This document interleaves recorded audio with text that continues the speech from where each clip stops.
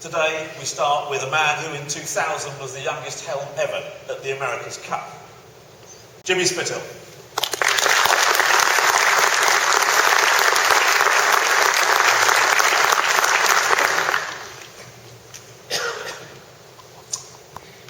Thanks, Richard. Well, good morning everyone and welcome, and thanks very much for having me here today. Before the coffee stops working and you guys get too comfortable in your seats, I'll make a few observations about our sport, then we'll run a video with some great images with a taste of things to come. That is, a future for the America's Cup that is full on, dramatic, and I think addresses a question which is why we're all here today. We love our sport. Many of us have grown up with sailing since we were kids. But that doesn't mean we can take it for granted or miss an opportunity to improve it, to make it more approachable and more understandable. And to be honest with you, I'd sign up for all three of those. Now naturally, my focus is the America's Cup. It is the most visible, the most talked about, and to me the most challenging part of our sport. Nothing comes close to testing how good you are at every single element in creating a winning team effort than an America's Cup. Outsiders see it as a sailing contest, a design contest, or a management exercise, but some of us see it as all of the above. Controversy in the Cup never seemed to be far apart. That was as true earlier this year as it was back in 1851. While we would be bored of a sport without its controversies or talking points, we certainly don't want it plagued with uncertainty or delay. If you have followed what has been said about the reforms being brought in the America's Cup, you will see that they boil down to three key things. First off, we need continuity. That's what independent management and good dispute resolution procedures bring. Secondly, sustainability is vital. You might say that the Cup has survived on a handful of rich people for over 159 years. Now this might work for some teams, though many owners seek sponsorship these days and everyone is looking for a return on the investment. But it certainly doesn't work for the event, which is much more dependent on commercial partnerships.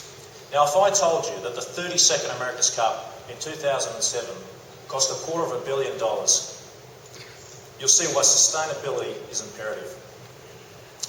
Thirdly, and crucially, we want more people simply turned on by the America's Cup. And I'm not talking about sailors just tuning in, I'm talking about non-sailors tuning into the game. In my mind, the most important part for the next America's Cup is the TV.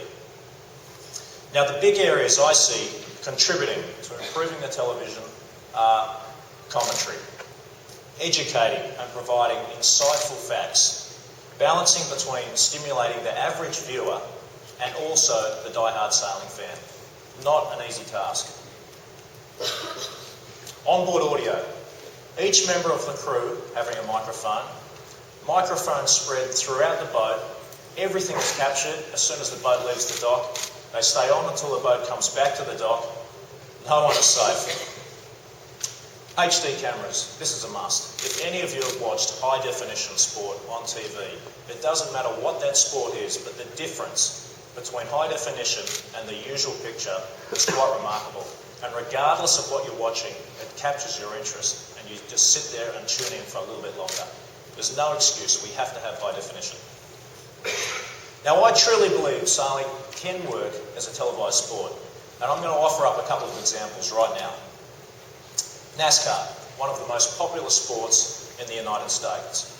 But when you really think about NASCAR as a concept, I'm sure there were a few questions asked about it in the early stages.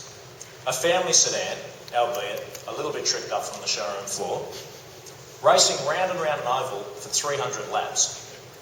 Now if someone tried to sell you that as a potential TV product, I mean really, they would think you were crazy. But NASCAR does a fantastic job of building up the drivers, making graphics, the cars are loud, they look cool, supplying the commentators with data and stats, using audio from the drivers to the pit crews to give the viewer the experience that they're part of that pit crew. They're with the driver throughout the race. Adding the graphics showing RPM, speed, etc. And it's a very polished TV package that captures and educates the audience. Now the other example I'll use is the Tour de France. Now the basic concept of Tour de France is men dressed in skin-tight lycra, sitting on bikes for 5 hours a day, riding through the French countryside for 2 weeks. Put like that, it doesn't sound like a real winner for television. But once again, they do a fantastic job of audio, heart rate monitors on the riders, RPM readouts, fantastic, and I almost think the benchmark in commentary, educating the viewer on strategy, team tactics, the roles of the different riders in their team, marketing of the different riders, and a variety of camera angles, from the helicopters above capturing the beautiful countryside on the course, to the cameraman on the back of the motorbikes weaving through the peloton. That gives you that feeling as a viewer that you're actually in that peloton yourself. Now, I'm not into bike riding, and I can tell you there's a lot of people in our sport that are, and especially in the team I'm in. But the Tour de France is one of my most favourite things to watch on the television, because the viewer can understand the sport, they can understand what superb athletes they are, and it's a very, very polished TV package. So, I'm confident the America's Cup can be a successful TV product, provided we take a quantum leap forwards. Now on that note, let's get a flavour of the future and have a look at the video.